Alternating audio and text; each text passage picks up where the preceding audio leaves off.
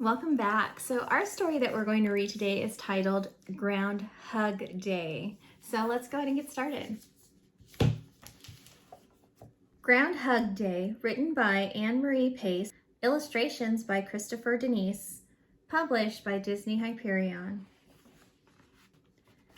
Valentine's Day was only 2 weeks away, and Moose was planning a grand party. "We need Valentine balloons," said Squirrel, "and Valentine cards," said Bunny, "and don't forget the Valentine hugs," pointed out Porcupine. "Everyone has to come to my party," said Moose. "Uh-oh," Bunny said. "That's the problem." "What's the problem?" Moose asked. "Tomorrow is Groundhog Day," Bunny said. "If Groundhog sees his shadow, he'll go back into his hole for 6 more weeks. He won't be awake on February 14th. "Good point," Moose said. "If we stop him from seeing his shadow, then he can come to my party." "I've got this," said Squirrel. "I'll sneak into his hole and change his calendar so he won't know if it's February 2nd.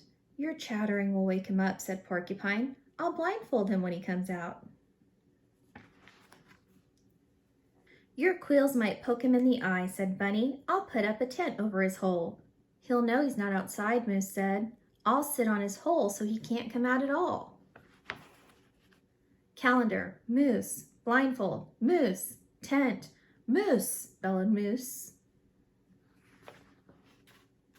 The animals bickered all night long. They didn't notice the black sky turning gray. They didn't notice the pink light of morning creeping over the hills. And they didn't notice Groundhog's nose twitching at the entrance to his hole. Until it was too late. The animals watched helplessly as Groundhog dove back into his hole. "Wait," Moose thundered. Groundhog's muffled voice barely reached the surface. "I need to stay down here. There are shadows all over the place up there." Moose was puzzled. "Groundhog, are you afraid? Is that why you go back into your hole?" "You can say that," Groundhog called. "I didn't realize Groundhog was afraid of shadows," said Squirrel. "Me neither," said Porcupine. "Shadows aren't scary," said Bunny. "They are scary to Groundhog," Moose said.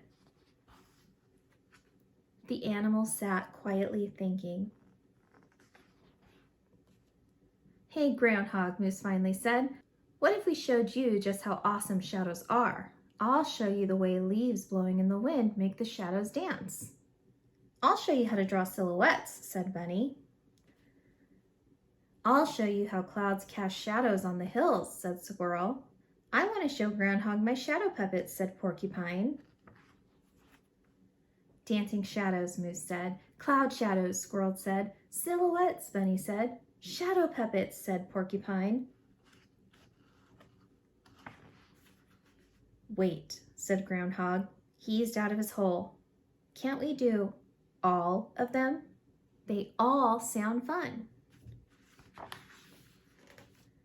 The animals spent the day showing Groundhog all the amazing shadows they could discover and create. And they were all fun, especially Porcupine's shadow puppets. It's a comb, it's a feather, it's a buzzsaw, it's sunshine. Finally, late that night, "What a wonderful day," Groundhog said. "But I really do have to go back into my hole now," he shivered.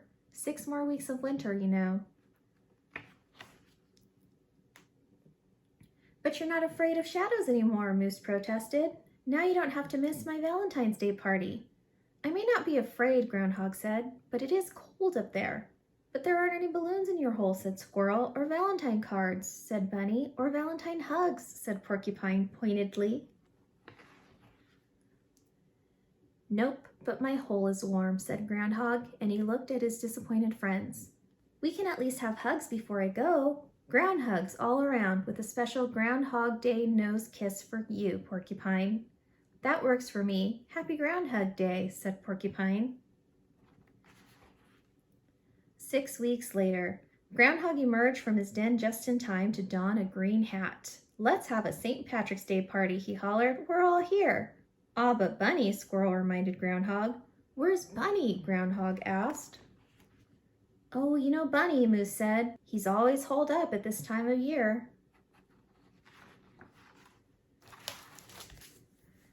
And that is the end. Isn't it great when friends try to work together so that way they can all be together? So I like this book and I like the message that it sends. And we'll talk to you later. Bye.